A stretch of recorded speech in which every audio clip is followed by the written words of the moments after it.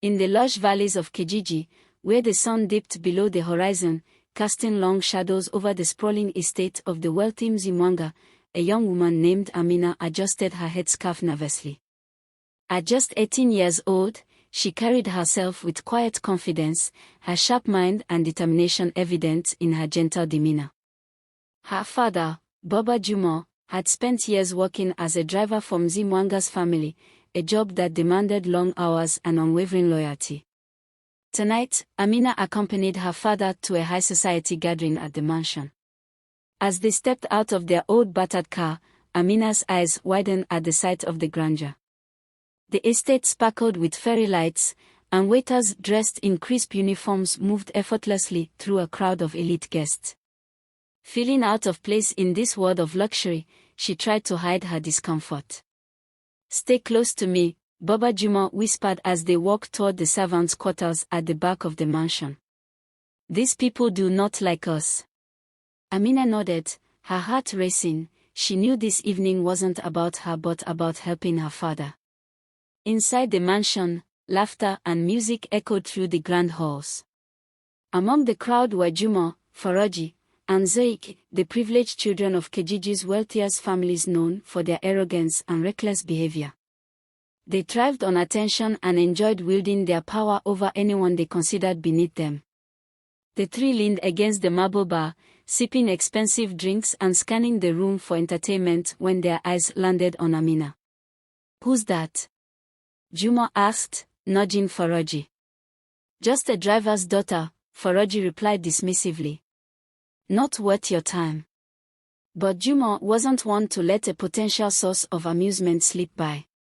"Let's see if she can handle us." Minutes later, Amina found herself reluctantly engaged in conversation with the boys as they bombarded her with questions, their tone dripping with condescension. "So Amina," Zoe drawled, "do you clean cars like your dad?" "No," Amina replied calmly, her voice steady. "I'm studying to become an engineer." The boys burst into laughter. "An engineer?" Juma scoffed. "And where do you plan to work?" "Fixing our air conditioners." Amina's cheeks burned, but she refused to let them see her discomfort. "One day," she said boldly, "I will build something you depend on." The boldness of her response silenced them for a moment before Juma sneered, "We'll see about that." Their laughter echoed as they walked away, leaving Amina standing alone with a mix of anger and humiliation. Unbeknownst to her, Juma and his friends were fuming from her defiance and hatched a plan to teach her a lesson. As the party continued into the night, Amina remained unaware that trouble was already looking for her. The atmosphere grew more unruly as alcohol flowed freely. Amina stayed close to the servant quarters, helping her father with small tasks while trying to avoid the gaze of wealthy guests. Baba Juma checked his watch nervously. "Amina, finish up here quickly, we'll leave soon," he said. Amina nodded and stepped outside for a moment of fresh air. The cool night breeze offered a brief reprieve from the overwhelming noise inside.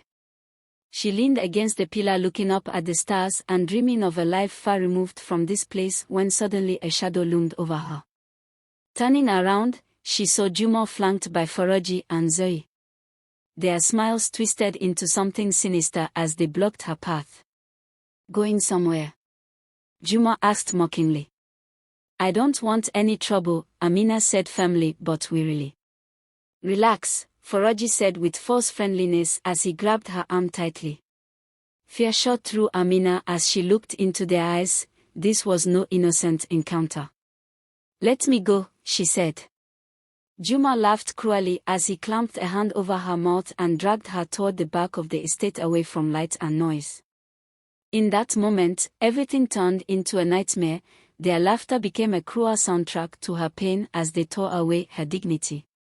When it was over, they left her broken and alone in darkness, their laughter fading into the night while Amina lay trembling on cold ground with tears streaming down her face.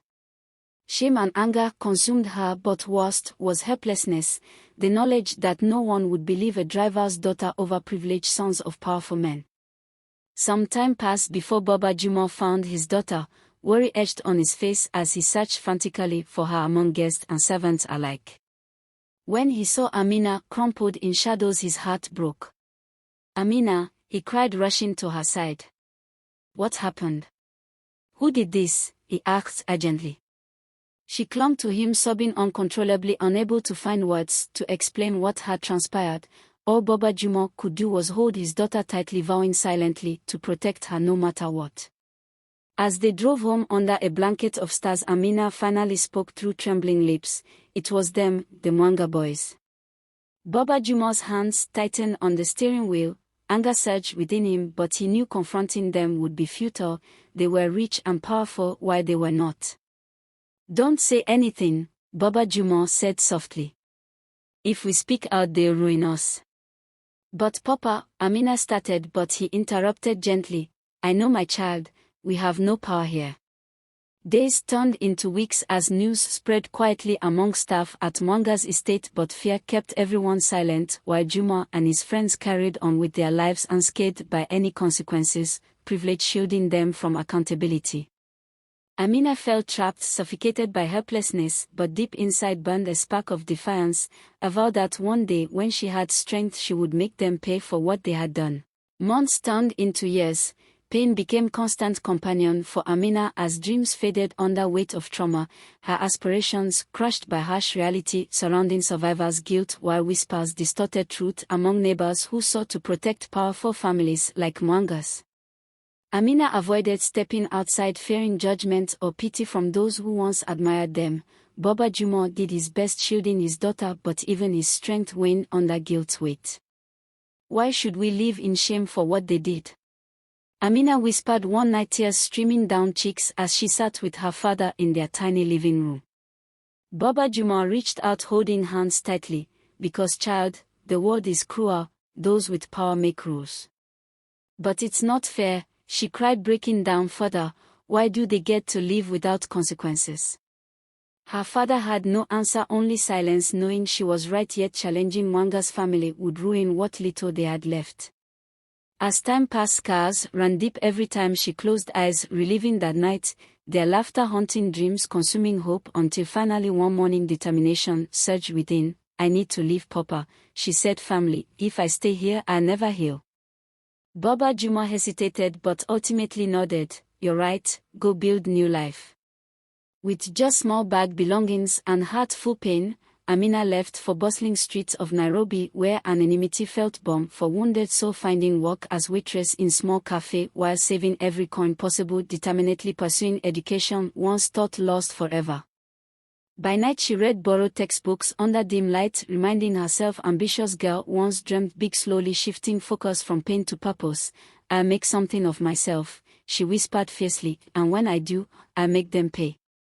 One day, while working cafe, overheard conversation about local lawyer making waves representing marginalized communities. Inspired, mustering courage, visited lawyer's office where empathetic woman named Nia listened without judgment, saying, "You've been through hell, but you survived, that's strength." "What do you want now?" Nia asked gently. "I want to fight," Amina declared, steady voice, finally reclaiming power not just for herself but others like herself. Nia encouraged pursuing degree in law, even offering mentorship, a lifeline thrown amid chaos, restoring hope lost long ago.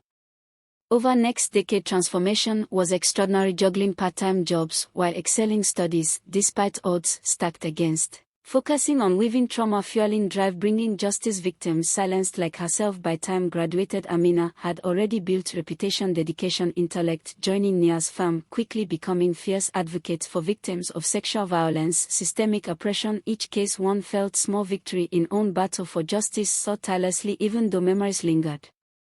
Watching Mwanga boys rise, prominence, businessmen, socialites, deepening resolve within, they think they've gotten away with it, but their time will come. 10 years after leaving hometown, received new setting plan motion, Mwanga family hosting grand event celebrating new business venture where Juma Foroji and Zoe were guest honor. Timing couldn't have been more perfect. Packing bags, prepared return place once broken, now armed, knowledge, unshakable determination, hold accountable those who wronged, boarding train back hometown, heart raced, anticipation rather than fear, stage set, reckoning awaited. Train screeched, jolting thoughts, stepping onto platform. Town looked smaller than remembered streets, lined familiar buildings, aged alongside memories. Yet Amina was no longer frightened girl fled years ago. She was woman mission. Return deliberate, carefully planned, coincide Mwanga family gala hosted same estate where life shattered, celebrating merger between businesses, guest list, influential figures, politicians, businessmen, media moguls, all eyes on Juma Forajizoy Stars evening. Amina's presence didn't go unnoticed. Those recognized couldn't help whisper. Gone was Mick Driver's daughter, now exuded confidence, sharp features, accentuated tailored suit, piercing gaze, carrying authority, fought way out darkness. First stop, old home where father still lived. Baba Juma, older now, grayer, slower movement, yet face lit up, seeing daughter. Amina, he exclaimed, pulling tight embrace. You've come back. I've missed you, Papa, she replied softly, catching up, sharing life, city education, career cases, fought others, sparing details, plan, not burdening worry. I'm proud, Baba Juma said, eyes glistening. You've become everything I knew you could be. But didn't let sentimentality linger. Work awaited. Night gala arrived, standing outside Mwanga estate. Memories, last visit, threatening, overwhelmed, took deep breath, stealing herself. Wasn't here, relief passed, reclaim power instead. Inside, atmosphere opulent, buzzing laughter, clinking glasses, walked in quiet confidence, every move calculated, heads turned, striking presence commanding attention. Most guests didn't know name, but those did whisper disbelief, spotting Juma Forajizoy nearby, surrounded group admirers, looking older yet smug, laughter echoing room. Heart raced, forcing composure. Tonight wasn't raw emotion, it was strategy. Weeks preparing, moment, digging lives, uncovering web, corruption, illegal business deals, scandals. Evidence gathered wasn't just crimes from fitful night, it was about justice.